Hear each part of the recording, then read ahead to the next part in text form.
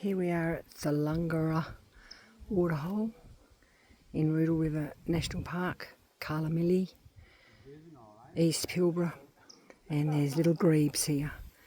Now they're a water bird, they've got a webbed foot,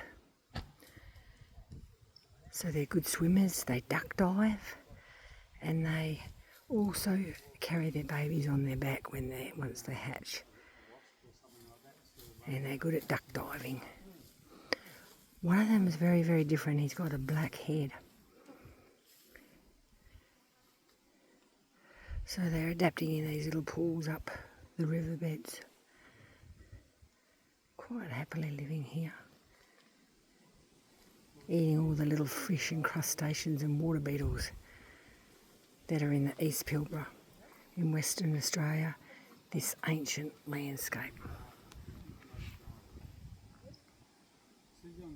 Apparently, according to the geology book, there was glaciers running here, grinding against these big rocks 200 million years ago.